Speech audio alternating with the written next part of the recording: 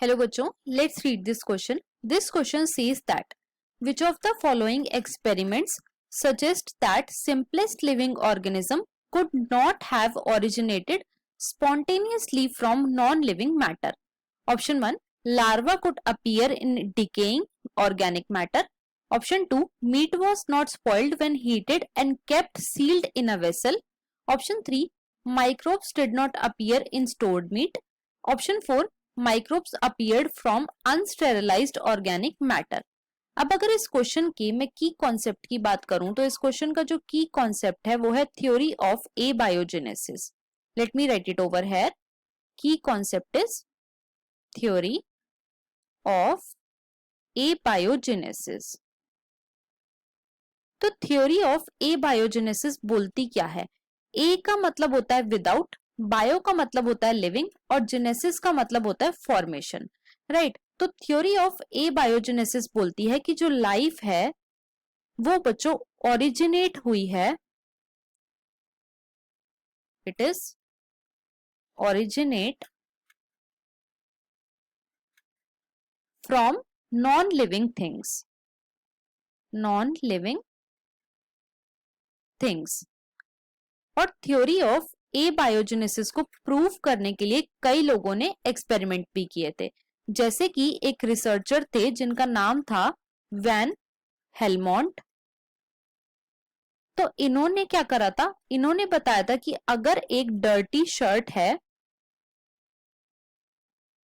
और उसके अंदर वीट के कुछ ग्रेन्स रख दें तो अपने आप माइस जो है वो फॉर्म हो गया।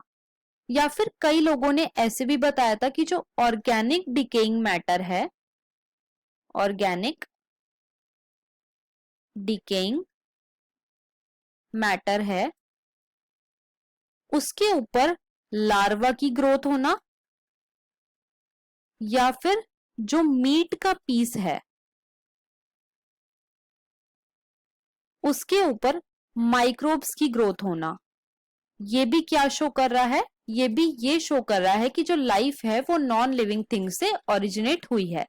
लेकिन इस थ्योरी ऑफ एबायोजेनेसिस को डिस्कार्ड करा था पाश्चर ने। तो पाश्चर ने क्या करा था? पाश्चर ने एक बच्चों स्वान नेक एक्सपेरिमेंट करा था, स्वान नेक एक्सपेरिमेंट, जिसे हम पाश्चर स्वान नेक एक्सपेरिमेंट भी बोलते हैं। तो इसमें उसने क्या करा था? इसमें उसने 2 फ्लास्क लिए थे। एक फ्लास्क की जो नेक थी वो सिमिलर थी स्वान की नेक से, इट वॉज सिमिलर टू स्वान नेक। और इसने फ्लास्क के अंदर फिल करा था यीस्ट प्लस वाटर। इसने क्या करा? इसने इस नेक के अंदर एक कॉटन का प्लग भी लगा दिया था, कॉटन का प्लग लगा दिया था। दूसरा इसने जो फ्लास्क लिया था वो नॉर्मल नेक का लिया था और उसके अंदर कोई भी कॉटन का प्लग नहीं लगाया था और इसके अंदर भी फिल करता ईस्ट प्लस वाटर। अब थोड़े दिनों बाद उसने देखा कि जो ये वाला फ्लास्क था जिसकी नॉर्मल नेक थी उसके अंदर तो माइक्रोब्स की ग्रोथ हो गई, माइक्रोब्स की ग्रोथ हो गई। लेकिन जो ये वाला फ्लास्क था जिसकी नेक स्वान नेक टाइप थी और जिसमें कॉटन प्लग भी लगाया हुआ था उसके अंदर कोई भी माइक्रोब्स की ग्रोथ नहीं हुई, राइट।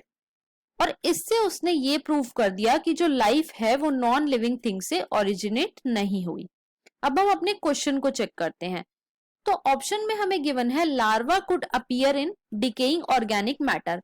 तो ये हमें प्रूव करता है कि जो लाइफ है वो नॉन लिविंग मैटर से ओरिजिनेट हुई है। सेकंड में हमें गिवन है meat was not spoiled when heated and kept sealed in a vessel. ये एक्सपेरिमेंट हमें ये प्रूव नहीं करता कि जो लाइफ है वो नॉन लिविंग थिंग से ओरिजिनेट हुई है और हमें यही फाइंड आउट करना था। तो हमारा यहाँ पे जो ऑप्शन नंबर 2 है वो फाइनल आंसर है। ऑप्शन 3 में हमें गिवन है microbes did not appear in stored meat. तो ये ऑप्शन भी कहीं ना कहीं हमें ये शो करता है कि जो लाइफ है वो नॉन लिविंग मैटर से ओरिजिनेट हुई है, क्यों? क्योंकि अगर स्टोर्ड मीट है उसके ऊपर माइक्रोब्स सिर्फ कुछ टाइम तक ही नहीं आएंगे, लेकिन कुछ टाइम बाद उसके ऊपर माइक्रोब्स की ग्रोथ होनी शुरू हो जाएगी। तो ये ऑप्शन भी हमारा इनकरेक्ट है। ऑप्शन 4 में हमें गिवन है microbes appeared from unsterilised organic matter. तो ये ऑप्शन भी हमें ये शो करता है कि जो लाइफ है वो नॉन लिविंग मैटर से ओरिजिनेट हुई है। तो हमारा यहाँ पे जो फाइनल आंसर है वो है ऑप्शन नंबर 2। फाइनल आंसर है वो है ऑप्शन नंबर 2। क्यों? क्योंकि जो मीट है अगर उसे हम हीट कर देंगे और उसे एक वेसल के अंदर सील कर देंगे तो उसके ऊपर कोई भी माइक्रोब की ग्रोथ नहीं होगी, जिसकी वजह से वो मीट जो है वो स्पॉइल भी नहीं होगी। और ये हमें शो करता है कि जो लाइफ है वो नॉन लिविंग मैटर से ओरिजिनेट नहीं हुई। So the final answer of this question is option number 2। I hope you understood it well. Best of luck.